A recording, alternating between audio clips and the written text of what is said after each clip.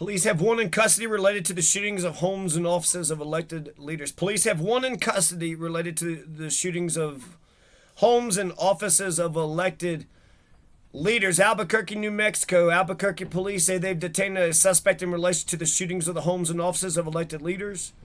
They may announce during a press conference Monday the name of the suspect was not named by the police. The shootings of homes and offices of elected officials began December 2022. So it's carrying into the new year. December 2022, January 2023. Is this the Cineola group or Three Kings or what's going on? The first shooting of the home of an elected official happened at the home of Bernalillo County Commissioner Adrian Barboa. December 4th, 2022, police said 8 rounds were shot at the home in southeast Albuquerque that afternoon. The second shooting happened on December 11th, 2022 at the home of former Bernalillo County Commissioner Debbie O'Malley in the North Valley.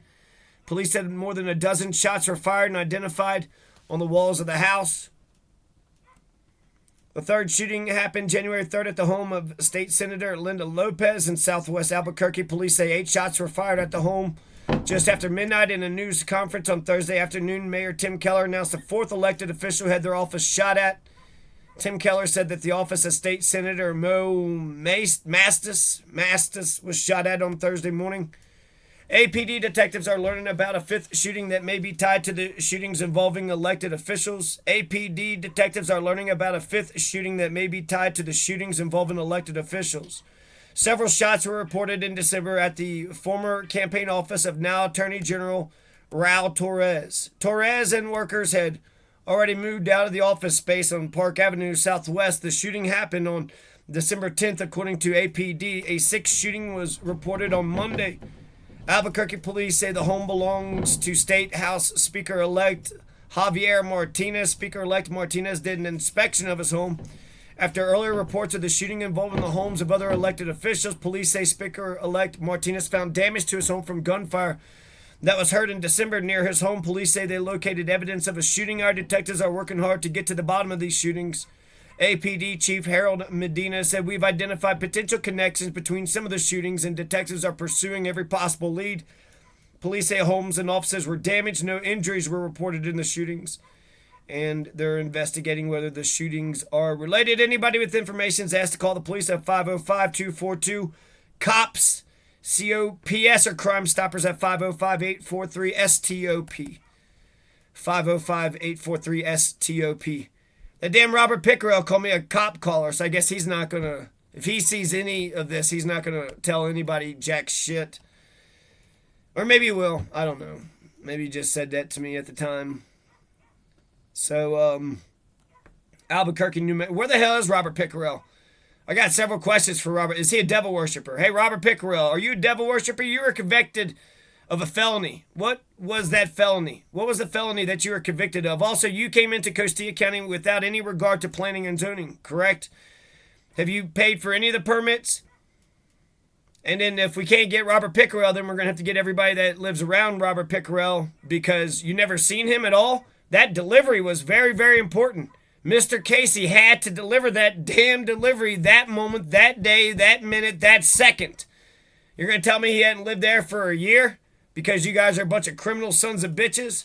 Bunch of criminal fucking sons of bitches playing fucking games with a good Samaritan, citizen, lawful, progressive. The ignorant are going to hate the fucking knowledgeable. The wicked are going to hate the good. And the criminal are going to hate the lawful. The bad hate the good. The bad hate the good. Oh, I got a gate. 6'1". He's got a gate. 6'1". He doesn't seem like he's just a low-life piece of shit. He's an anti-racist, too. He isn't just racist. He's anti-racist. So that means he's more anti-racist than we are. Oh, that pisses me off. Relative poverty? What can he do with relative poverty? This article's crazy. This is by KOAT.com. Reported recently, right? January 10th, 2023. So today. And I wonder if there's a connection or if there's not a connection. Both of those are just as equally. If there's not a connection, you have all these Democratic officials that are getting shot. Their houses are being, people are shooting around their houses or shooting at their houses or shooting their house. And they don't know if it's connected. Let's assume it's not connected. If it's not connected, that means crime is so fucking out of this goddamn world that just randomly that person and that person and that person and that person all had gunshots being shot at around their house. If it is connected, because it seems like it would be, right? Public officials, if you're just targeting random people for a robbery, but public officials, that kind of shows a bit of knowledge of the electoral system. Is that the Cineola? Is that the Three Kings? Is that the Bloods and the Crips? Is that MS-13? Is that the Mafia? Is that Casa Nostra? If the government is going to be useful, they need to smash these gangs right in the bud, nip it right in the bud. That's the whole point of the state government. The nation state has the monopoly of violence, so they could smash all these. They're the biggest gang in the state, the police and the attorney general and the elected officials. And so they should take their gang and they should smash each and every one of those other gangs that are out there. They're criminal gangs. Criminal gangs.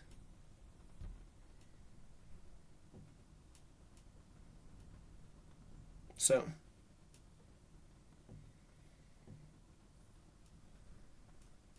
A criminal gang doesn't have morals or principles or ethics. A criminal gang just wants to go around hurting people and taking whatever the fuck they have. And that's a terrible business model. Everybody's just going to be raping everybody. It's going to be a war against everybody. Everybody raping and robbing and shooting everybody. And that's going to be the society you're going to bring in.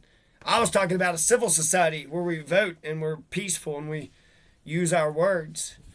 Where we use the power of our arguments. Where we use oratory. Where we try to out Frederick Douglass, the other one. January 10th, 1861 is when Florida became the third state to leave the Union. Fucking assholes. Once you got the third one right, then that's when the ball fucking keeps rolling. South Carolina's gone. Mississippi's gone. Now fucking Florida's gone. Fuck. Lincoln needs to call. Buchanan and Lincoln need to call up something. They get Kansas. Kansas becomes a state. And then West Virginia's going to become a state. Nevada's going to become a state. Colorado later on. You got a lot of Civil War states. Nevada is literally the battle-born state. We were born in the war. We were born in the battle. That's kind of like Hobbes. You know what Thomas Hobbes said? The Spanish Armada. He was born during the Spanish Armada invasion. His mother gave birth to a baby boy in fear. So, both of them. If the Cineola is fucking intimidating the goddamn public officials, that's an alarm. If the crime rate is just so fucking across the board, all over the fucking place, people are just doing random fucking shootings and it happened to be by the... That sounds more outrageous, but who knows? They're both terrible. And either you have a educated criminal class or you have rampant crime all throughout the city.